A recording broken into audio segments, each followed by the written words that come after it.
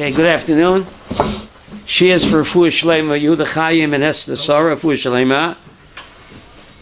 And for Tzvi Dov ben Chaim Pesach, Leil Nishmat, Yitzchak ben Sarah, Devar bas Yitzchak, Avraham ben Mordechai David, Reuven ben Shmuel, Chana Golda bas Yisrael, Chaim ben Fega, Shana bas Achon, Yeshua ben Shmuel, Chaim ben Fega, Mordechai Netzach ben Rivka, Rochel bas Yosef, Eliezer ben Yaakov, Chaim ben Gedalia, Zalman Leib ben Moshe, Chaim Elio ben Yosef Moshe, Avichai ben Yaakov, Gedalia ben Tzvi Reuven, Leil Nishmatam. Today we're going to speak about, of course, what took place last night, Avraham, right? We had Trump made the announcement that he's going to recognize Jerusalem as the capital of Israel. Now, God plays the trump card. Get it, Gershom? God plays the trump card? What do you think, huh? Amazing. Trump won against all odds. Even he didn't expect to win. So God put him in this place, just unbelievable against all odds, in order that he should proclaim that Jerusalem is the capital of Israel. And this is one of the steps that is necessary before Mashiach can come.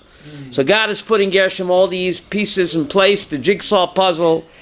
The world will recognize Jerusalem as the capital of Israel, and now Avi Mashiach can come. But just amazing that the current events in the Parsha, just incredible. If you don't fasten your seatbelt for this, you'll fall off your chair. Maddie, if you don't fasten for this, you'll fall off your chair. I'm telling you. If you take a look at VaYeshev 38, Pasuk 15. VaYeshev 38, Pasuk 15. You got to look inside. Otherwise, you think I'm hallucinating.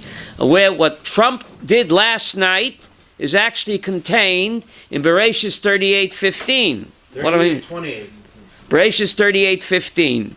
Vayireh Yehuda v'yachshaveh l'zona ki chista panel. Yehuda and Tamar, he sees this woman on the road. He sees this woman on the road, and he thinks that she's a zonah, right? So the Balaturim, writing in the year 1348, Yehuda thinks that Tamar is a zonah. That word zonah is written in Isaiah chapter 1 regarding the city of Jerusalem. Isaiah chapter 1, he says, Eicha hoita lezonah. How could the faithful city of Jerusalem become a zonah? So Baturim says, Tamar acted like a zonah, despised and rejected, and the city of Jerusalem in Isaiah 1 also act like a zonah. Despised, rejected, hated, but, says the Balaturim, I don't know if he had Ruach HaKodesh, he says, just like Tamar was accused of being a zonah, despised, degraded, but in the end, she got all of this kavod. Which kavod? She became the grandmother of the Mashiach. So too the city of Jerusalem, which was treated like a zonah, despised, rejected, shamed. No nation recognized Jerusalem as the capital of Israel. But in the end, said the Balaturim, Jerusalem will have all of the glory. How did the Balaturim know this in 1348? But Trump said last night, Jerusalem, which was rejected, now will have all of its glory because it will be recognized as the capital of Israel.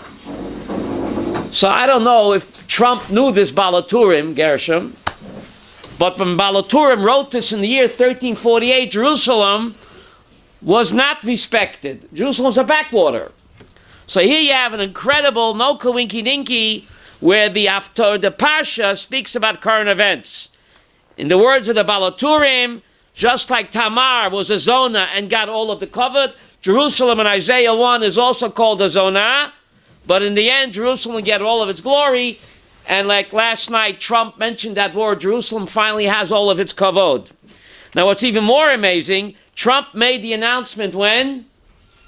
Yesterday, which is what, Aryeh? What was yesterday? Yom Revi. Yom Revi.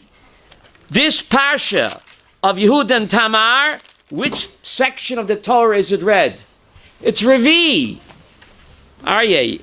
Isn't that Kuminky Dinky? Chapter 38, verse 15, where Yehuda thinks that she's a Zonah, and the Baal HaTurim says Zonah Jerusalem, first degraded and then glory. That is in the which Parsha reading Shabbos? Which Parsha we're going to read that? Revi. And when did Trump make the announcement of Jerusalem's glory? When? Revi. Kawinky Dinky, are ye? No. There are no Kawinky Dinkies. Yom Revi, he made the announcement, and this Parsha of Tamar and Yehuda and Jerusalem happens to be on the Revi Parsha. I don't think that's a coincidence. I couldn't make this up. The Baal HaTurim writing in the year 1348. Wow. What? More? Well, the Chag HaGeulah. Yutef Kislev, when Trump made the announcement, is what? Chag HaGeulah. But from the Balatanya got redeemed. When did Trump make the announcement? It was Yutes Kislev. Yutes Kislev. That's Chag HaGeulah, the Chag of Redemption. He made it Erev Yutes Kislev. No, here it was Yutes Kislev. Here. Pisgat Zev, it was Yutes Kislev. I don't care about New York. Pisgat Zev was Yutes Kislev. So the Chag HaGeulah, so I don't know if Trump was aware of that, but you see how Kodesh Baruch was putting all of the pieces in place, Avi, for the Geulah. Wow. How God is pulling the strings, how it's all come together right now. It's all coming together. That's just pretty amazing, right? Unbelievable. Now, this week's Parsha speaks about the birth of the ancestor of Mashiach. In Genesis 38, Pasuk 29, Genesis 38:29, Tamar gives birth to twins. One twin is called Zarach, and the other twin is called Peretz. She has two children by what? By Yehuda. One is called Peretz, and one is Zarach. Why is one called Zarach? Who stuck out his hand first? Zarach. And then the nurse tied a roita bendel. This is the whole idea where a roita bendel comes from. She tied a roita bendel on his hand. This guy came out first. Why is it important? Who gets a double piece of the pie? Right, Gershon? The Bechor gets a double piece of the pie. So the nurse put the roita bendel on one child, that he came out first. He should get the double portion. But all of a sudden, he pulled his hand back. And the other brother pushed out. What does Peretz mean? Break on through. He broke through. So who's the Bechor? Not Zarach. The one who puts his hand out, that doesn't count. The guy who pops his head out first, he counts. So Peretz pushed his bro aside and he broke on through. Mashiach was going to have to break on through. Mashiach comes from Peretz. Mashiach is called Ben Partzi. Rashi said that also that Yaakov was the firstborn before Esau. Right. He was in the two first. But now, what are we talking about over here? Why is that important? Who came out first? And he's called Zerach because she put a shiny roita bendel on his hand. Why tell me that? What message for the year 2017? What is the message? Zorach could have sulked all of his life. I could have been the ancestor of the Mashiach. I could have come out first. But no, I had to pull my hand back. And my brother pushed ahead of me. So all of his life he could have sulked. Zerach. He could have been bitter. Right? I missed my chance to be the Messiah, to be the firstborn. So what did Yehuda call him? Zarach. What does Zarach mean? We all shine on. Don't sulk. So you're not the Mashiach. You're not the firstborn. Get a life. Every person can shine on his own. You hear this, Sarah? You're not the Messiah. You're not the firstborn. Don't sulk. Don't be bitter. Zerach. We all shine on. Everyone is a star. That's why the Jews invented Hollywood. Everyone is a star and we all shine on. Don't be bitter about your lot in life. What a powerful message. You think you're studying, Shelley, you think you're studying ancient history. It's powerful message over here. Wow. Message, the Torah, current events, unbelievable. Now, strange verse, Genesis 38:26. You have that? You don't have a book? Genesis 30, why don't you sit up here? Genesis 38:26. Yehuda recognized, said, she's more righteous than I am, because I didn't give her to my son Shelah. And what does the end of the verse say? V'lo Yosef od ledata. What does that mean in English, Aryeh? Genesis 38:26.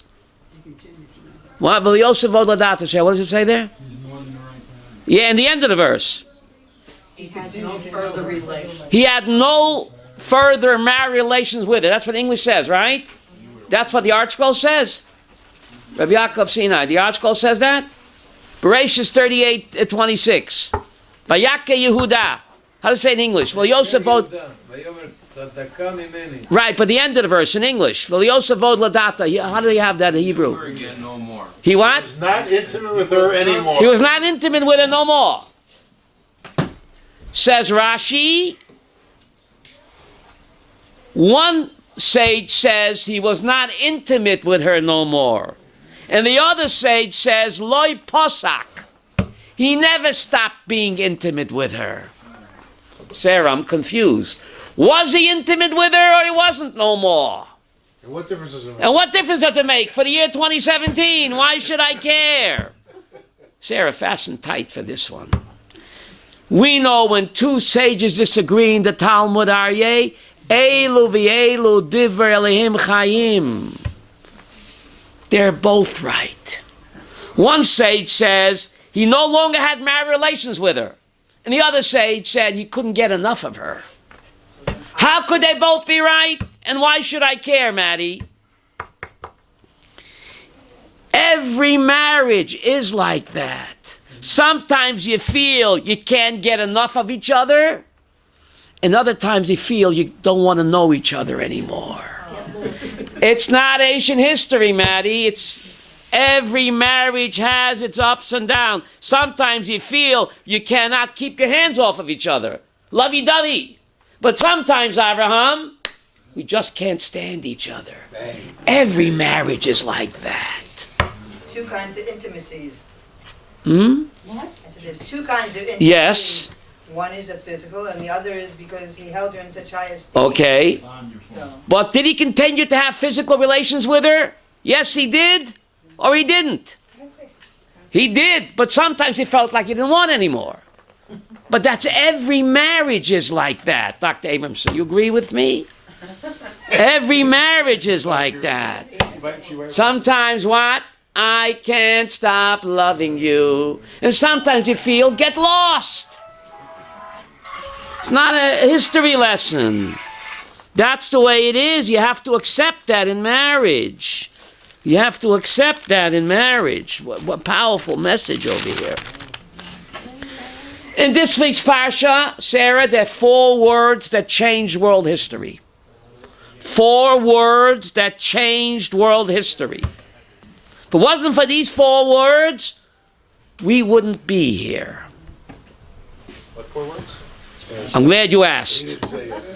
Bereshis 40, Pasuk 7.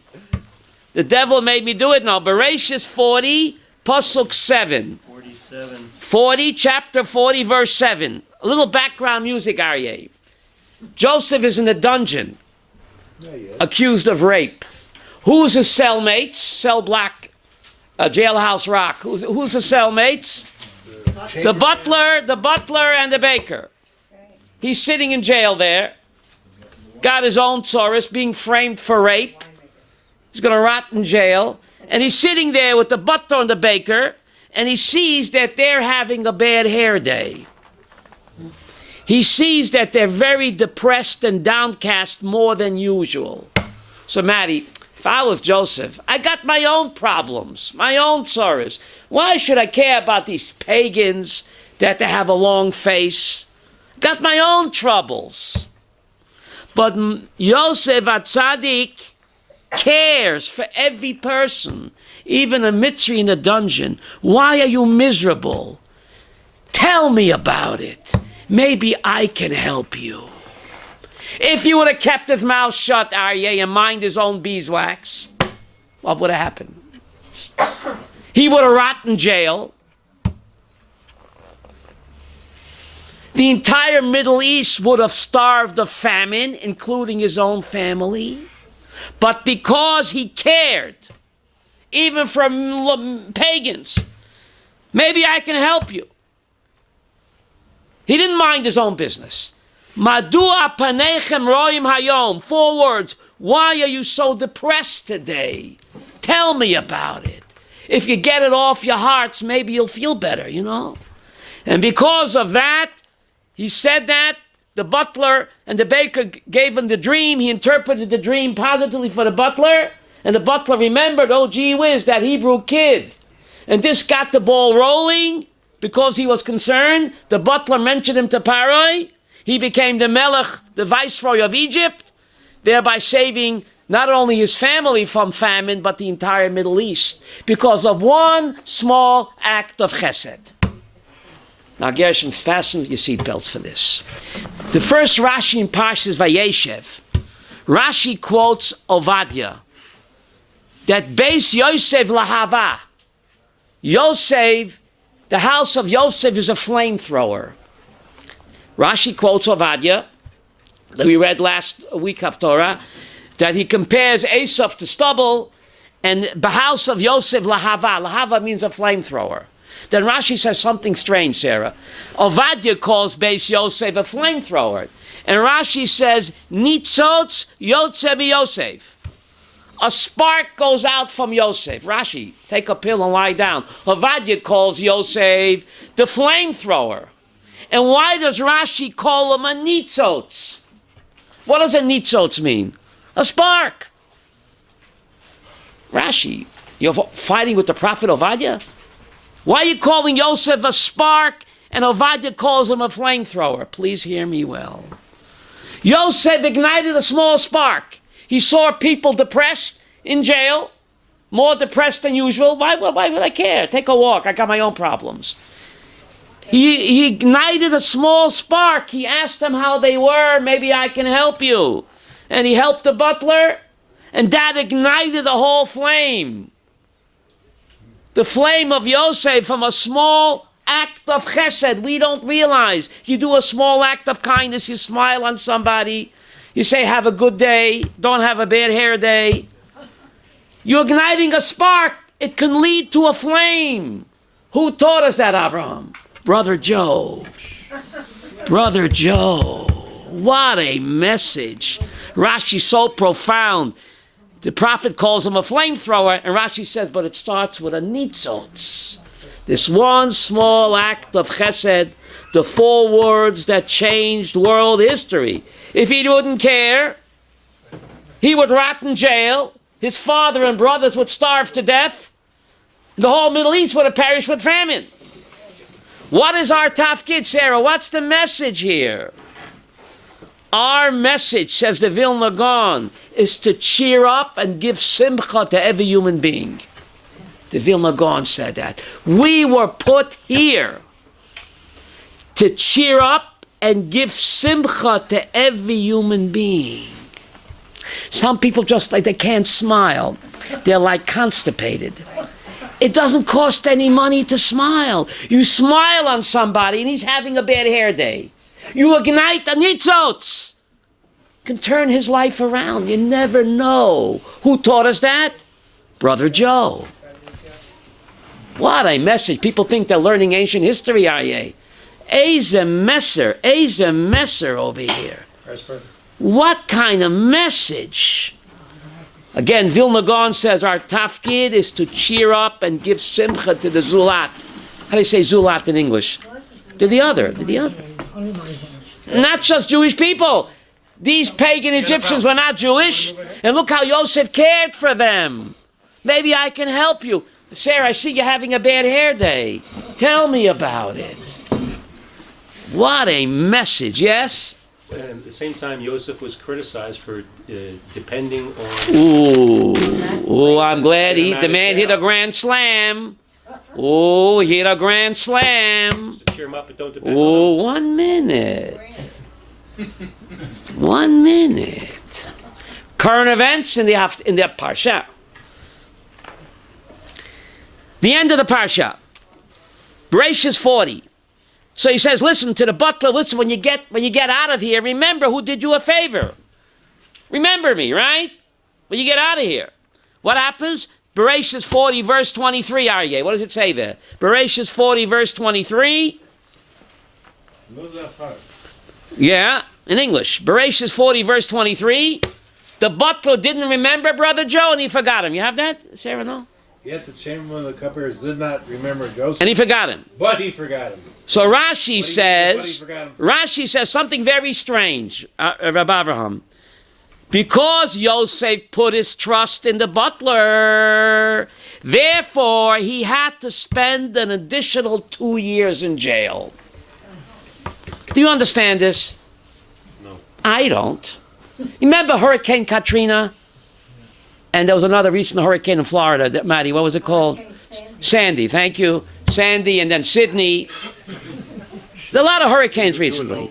There was this famous chassid. He was drowning from the hurricane flood, the floods. In New Orleans and also in Far Rockaway, they had the floods, terrible floods. He was drowning. A Coast Guard cutter came and says, hey, buddy, come, I'll save you. He says, go away. I'm waiting for God to save me. And he's drowning. A helicopter comes and throws him a line. He says, go away. I'm waiting for God to save me. And then, Maddie, a rowboat comes. Come, buddy, come. I'll save you. You're drowning. Go away. I'm waiting for God to save me. It's a true story. He drowns. He gets up to God. He says, God, I had so much emunah bitochen in you. How could you let me down? God says, you verstopped the cup. I let you down. Who sent you the Coast Guard? Who sent you the helicopter? Who sent you the U.S. Marines?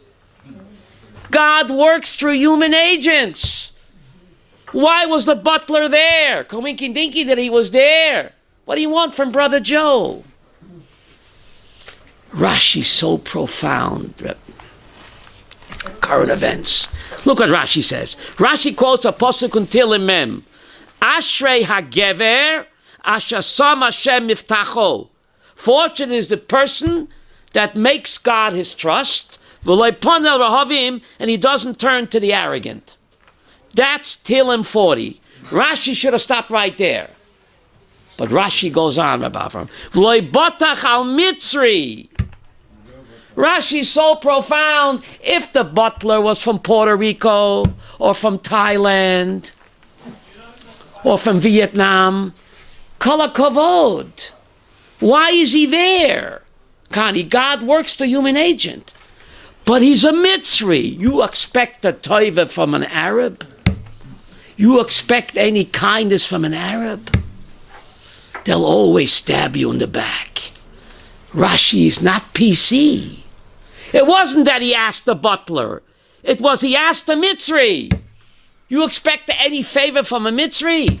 All we do for our so-called peace partners, what we give them in Gaza, water, electricity, for free. Medical care.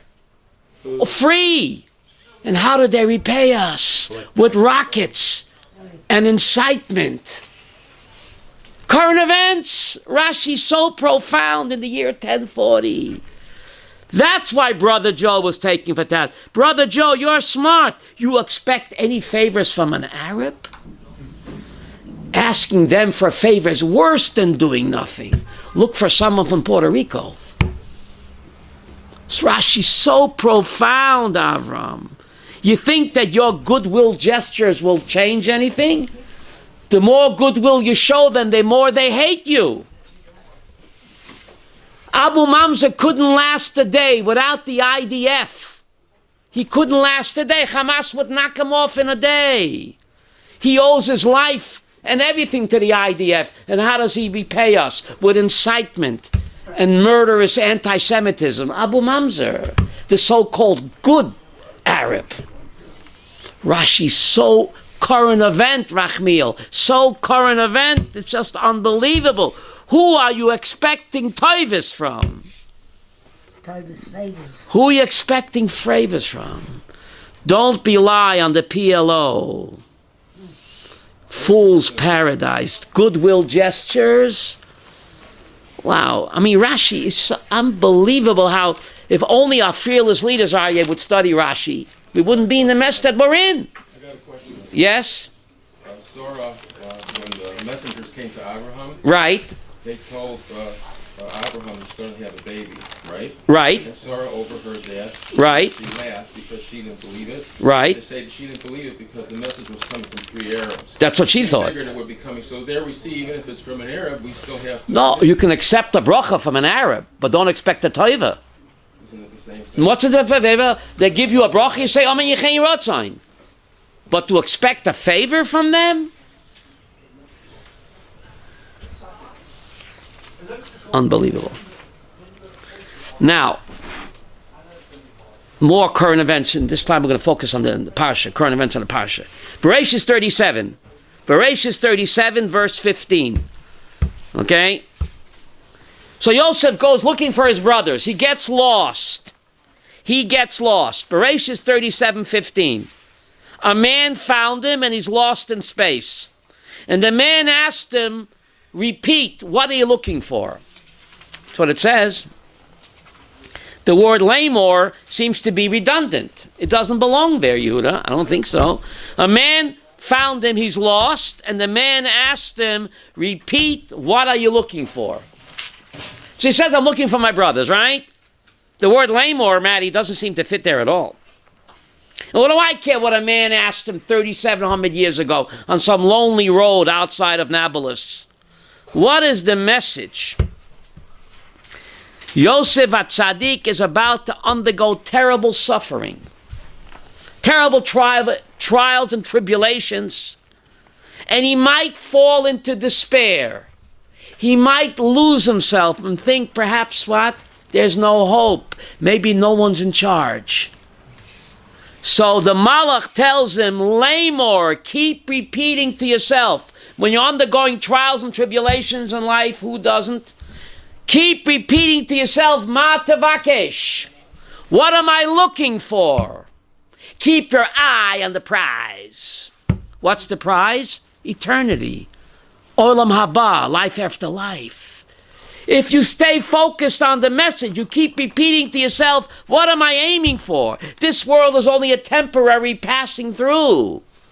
Then all of the sorrows that a person has, and who doesn't, he will not lose himself. If he keeps repeating, Lamor, Ma tevakesh. What am I looking for? Somewhere over the rainbow. Olam haba, eternity. If you stay focused on that, then despite all of the tzaris that we go through, like Yosef is about to go through, Lamor, just keep saying to yourself, Ma tevakesh, and you won't fall into despair. Pretty incredible, huh? So Yosef is sold. He's sold to a caravan of Ishmaelites. Bereshis 37, verse 25.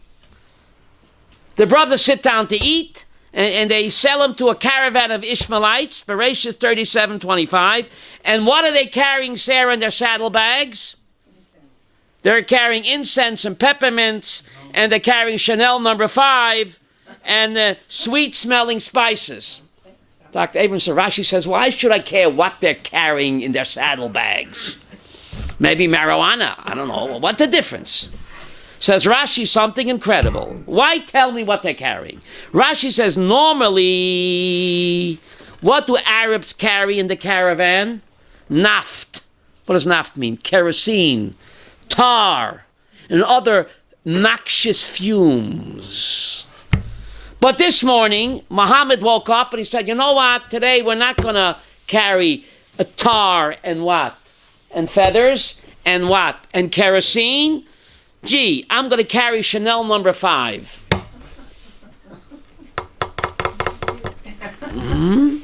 So the tzaddik Yosef should not suffer from the noxious fumes. What a powerful Rashi. So the Arab camel driver thought, gee, I got a $1 million idea. I'm going to sell Chanel number 5 today, not Naft. Who put that? It's all from Hashem. Not just what you do for a living, but even what you sell. A person can sell shmatis and become a millionaire. And a person can be a doctor and not make a living. A person can sell widgets. What a powerful Rashi, Aryeh. It's all from him. You think it's my idea? I bought the tip. I bought Enron on the way down or Enron on the way up or IBM, whatever. Hashem, it's all from Hashem. What you buy and when you buy, it's all Hashem's doing. Powerful Rashi, but there's a deeper meaning. Yosef HaTzadik is about to undergo terrible suffering, Maddie. His brothers kidnapped and sold him as a slave to Egypt. He can't get worse than that. As far as he's concerned, he'll never see his beloved father again. You think he cares what is in the saddlebags? You think he's concerned about the noxious fumes? He has more tzoros on his mind. What is Rashi saying? God made them carry Chanel number 5, not naft. How do you say English naft? Kerosene and tar, not to disturb Yosef's sense of smell. He's caring about what he's smelling. With all the tzoros that he's undergoing, Abraham, he cares. What's the message of Rashi? Rashi says in the beginning of the Parsha, Yosef deserved this because he slandered his brothers. He character assassination. He made up lies about them. He says that they're calling what?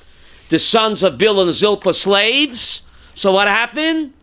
He became a slave. He accused the brothers of sexual immorality. He was accused of sexual immorality. Rashi said it's all payback. He slandered his brothers. Motzi Shemra Lashon Hara on them. And therefore he had to go through this terrible suffering. But all suffering in life is what? Measured exactly. He didn't deserve to have naft in his nostrils. He didn't deserve to smell kerosene. What a powerful Rashi. The cargo he was carrying, all pain is exactly measured. And that did not include the extra torment of foul odor. This was a wink from HaKadosh Baruch Hu. God is winking and whispering to him that I still love you. There's a divine design. I like that, Judah. There was a divine design. You have to go through this terrible ordeal because you slandered your brothers, and it's midah keneged midah. When we act improperly with our fellow human beings, it's going to boomerang. But you should know that it's all measured. All suffering is measured exactly what a person deserves, and not an ounce more. And that's what Rashi means. He didn't deserve the extra additional anguish of smelling what? Kerosene and naft and tar. God is naft, kerosene. God is winking at him. There is a divine design, Abraham. Don't lose yourself, Yosef. And who doesn't suffer in life? He has to know that there's a plan, there's a design. And no one suffers an ounce more than what Hashem dished out to him. Powerful, powerful Rashi over here. Didn't he also do it to his brothers first? What? Yeah, he slandered them first. The text says that he brought evil Motzi Shemra on them, and he kept bad-mouthing them to the father, and then he kept telling them about his dreams. But more than the dreams. So again, I have a picture over here. Moshe Shemra on them. Constant character assassination. So they thought that he wants the father to curse them. They felt threatened by him. But it's more than that. Take a look at Bereshit 37, verse 7. Aryeh, if you don't see it inside, you won't believe it. Bereshit 37, verse 7. He tells them about his dream that he's going to be their what? Lord and Master. Bereshit 37:7. Sarah, you want to read that slowly in English? No? 37:7. Anybody? Behold, what, Avi? What? Behold, we were binding sheaves in the middle of the field when, behold, my sheaf arose and also remained standing. Then, behold, your sheaves gathered around and bowed down to my... What's this beholden business? Sarah, behold, behold, behold. The sheep were binding, we were all binding bundles of wheat in the field, and my bundle what? Stood up, and all of your bundles, salami baloney. What's the hine? Aryeh, how do they translate in English? Hine. Yeah. Behold. What's the beholden? The beholden. And Nacham will behold, and Nacham will behold. Another time. What's behold? Says the Sifri something incredible. The word behold is Loshen Simcha. Not only did it tell them, I'm going to be your Lord and Master, but he rubbed their face in it. The word Hine, he keeps repeating Hine. Loshen Simcha. Aha! I'm going to show you who's boss. Hardy, har. The word Hine, Matt, he's repeated 3 times. He was rubbing their face in it. I'm going to be your Lord and Master, and I'm going to enjoy every moment of it. In other words, the word Hine, Avram, is superfluous. Not once, not twice, but what, Avram? 3 times. The Sifri says that.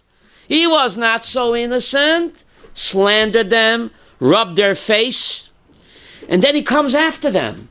To Shechem, they don't know why he's coming. Why is he coming? To look for more dirt on us? It doesn't excuse their behavior, but you see where they're coming from. That's where he was coming from. Where's he coming from, right? They thought he's a rodef. Avram, how do you say rodef in English? Pursuing them, trying to knock them out, that the father should curse them. And he's the only one. That's what they thought. That's what they thought. But just incredible, Sarah. The whole book of Parsha is a story of dysfunctional families. I mean, think of it, right, Maddie? Starting with Cain and Hevel. Dysfunctional family, wouldn't you say? And then you have what? Yitzchak and Yishmael. Then you have what? Yaakov and Esav. Then you have Yosef and the brothers. I mean, dysfunctional families. Can't we all get our act together? What's the message over here? What's the message, Gershom? Everybody's dysfunctional. What? Despite the mistakes, you can do better. You can rise up and become better, despite the mistake. They made terrible mistakes, Shirley. The great ones, they made terrible. There's no cover-up over here. They made terrible mistakes, but they learned from their mistakes. They did tshuva, and we know about tshuva stands higher than what? Than a goody two-shoes. They learned from their mistakes. And they became better because of it, despite Avram of their mistakes, or because of their mistakes. That's the message of this. You can rise above your mistake. You can utilize your failure, surely, for success. If a person never failed, he can't appreciate the sweetness of success. Should I repeat that? It's because they failed. They utilized their failure to become successful. They didn't get down on themselves. They didn't remain, Abraham, in the blood. How do you say that? Stay in the mud. Forget about it. I can't help myself. When did they do tshuva? They did tshuva. You see that they did tshuva. How they talk in next week's Parsha.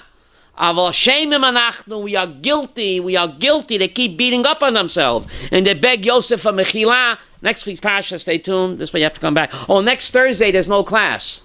It's Chanukah. I'm not going to be here next Thursday or the following Sunday. This Sunday we're here. But Gershon, next Thursday is Hanukkah. And the following Sunday is also Hanukkah. So we will not be here next Thursday Hanukkah and the Sunday Hanukkah. We won't be here. We're on Hanukkah break. But this Sunday we are here. Okay, this Sunday we are here. And this Sunday's talk is about Hanukkah. We all shine on. Hanukkah, we all shine on. That's this coming Sunday. Okay. But anyway, the Torah goes on and says something incredible over here. So they sell their brother, and to cover up their crime, yes? Yesterday you implied that maybe it's not them who sold. Well, okay. So even according to Rashbam, that that who sold him? The Midianites sold him. It's a little vague, but then Yosef HaTzadik, when he reveals himself, he says to them, I am Yosef who you sold. So even though they didn't do it directly, they caused it. So again, the other side, you light a spark. Even though they technically didn't sell him, according to Rashbam, they didn't sell him. Avram Berkowitz, you take a look. Let's do some text analysis over here. Genesis 37:28. Genesis 37:28. So they say, let's sell him to the Ishmaelites, right? All of a sudden, from left field, Sarah, Bereshis 37:28, Midianites pass by, merchants, and what happened? See that? They pull them up out of the pit, and they sell them to the Ishmaelites. So it's pretty vague. It's the Midianites who passed by, they pulled them up, and they sold them to the what? Ishmaelite. According to Rashi, it's the Bnei Yaakov. According to the Rashbam, Rashi's grandson says, Grandpa, no. If you look at the text carefully, Bereshis 37:28, right? Avi, you have some of that? Bereshis 37:28. So it looks like the Midianites sold them before the brothers got a chance to. So how come Brother Joe says in next week's Parsha, I am Joseph, that what? That you sold me? They caused it to happen. Beautiful. So if you light a spark, the spark, for good or bad, can become a flame. Okay, we didn't sell you, we just put you in the pit, but we made you vulnerable to be sold. So Yosef blames them. You guys sold me. He says next week's Parsha, Rabbi Yaakov. You just lit the spark, but it led to my sale. So whatever we do in life, good or bad, we do an act we think it's insignificant. It could be a spark for good, a chas v'sholom, a spark for better. I mean for bad. Be careful with your sparks. Remember Smokey the Bear? Smokey the Bear. Only you can prevent forest fires. One little spark. That Smokey was very profound. Remember Smokey the Bear with the white hat? Got it from the school. That's right. Very. Now, the Rav Cholav Asman is something incredible over here. Take a look at Bereshis 37, verse 31. So they sell Yosef. They have to come up with a story. What happened to him, Shirley? They take his ketonet. What does ketonet mean? His coat. The English word coat. Avram, the English word coat. Ketonet. Are you with me? Coat, ketonet. And they slaughter a goat. And Rashi says because goat's blood resembles what? Human blood. So they cover up their crime with what? With goat's blood that looks human blood. Says Balchona Wasserman, fasten your seatbelts. The blood libel against the Jewish people, it's so bizarre. We accused of using human blood to bake matzahs. A Jew finds a blood spot in an egg, he throws away the whole egg. Right? Right. Where in the world is bizarre charge of the blood libel that is haunting us centuries down to the modern day? Down to the modern day, you remember the Mendel Bayless trial in 1911? The blood libel, the whole civilized world. Avram, it's so bizarre, it's so irrational to accuse us of what? Of using human blood in matzahs. Says the Chona Wasserman. Sarah, where does it come from? This! Chona Wasserman, Hashem Yokam Damo, was murdered by the Nazis. Because the tribal ancestors covered up their crime with goat's blood that looked like human blood. So therefore we are haunted, Mida Keneged Mida, with blood libel until today. Valchonan Wasserman, writing in the 1930s, Dr. Abramson, incredible. Mida Keneged Mida. Our tribal ancestors, we all have their DNA. Shirley, DNA, divine natural ability. Use goat's blood, which looks human blood, to cover up their terrible crime. So the Jewish people are haunted by the blood libel ad hayom hazeh. So said Valchonan Wasserman. Incredible. Ma'aseh avot simila banim. They used blood to cover up their crime. We are accused of the crime of alilas dam. You saw the movie The Fixer? What a movie. With Alan Bates, based on the Mendel Bayless trial. 1911. The whole civilized world. The Jews are using human blood. The 20th century. Europe was in an uproar. Where does it come from, Shirley? Now you know where it comes from. According to Rav Chana Wasserman, pretty amazing. We gotta find current events in the Haftorah. I didn't forget the Haftorah. Look at current events in the Haftorah. Amos. Remember Amos and Andy? No, this is Amos. Amos was a sheep farmer, whatever that means. Sarah, what's a sheep farmer anyway? Look at Amos to Haftorah. I think it's 1142 in the Blue Book. I don't know where it is in the Blue Book. Amos chapter 2.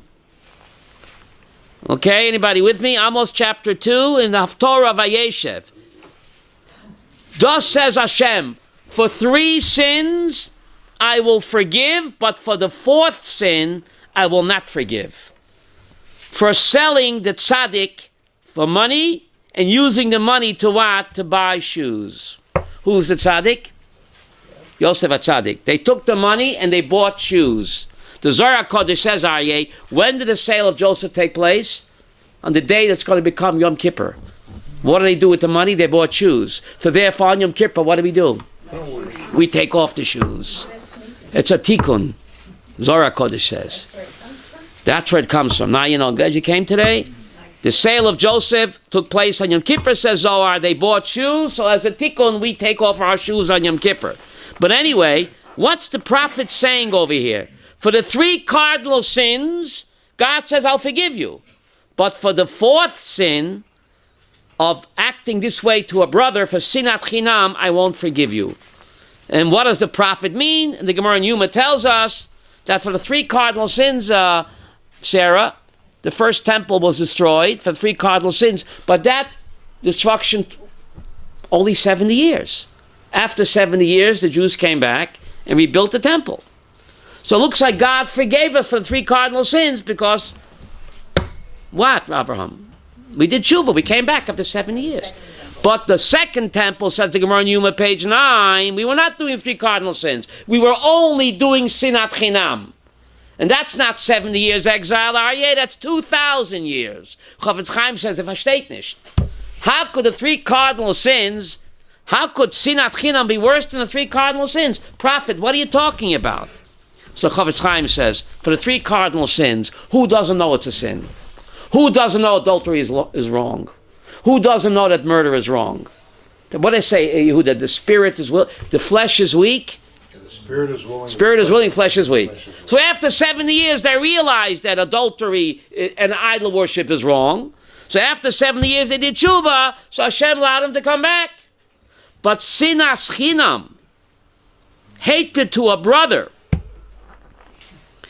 is so destructive, says the Chofetz Chaim, because it's self-perpetuating. You don't realize it's wrong. That Jew, it's a mitzvah to hate him. Oh, the IDF, curse them. Lay down in front of the tracks and curse the IDF and call them, I don't want to say.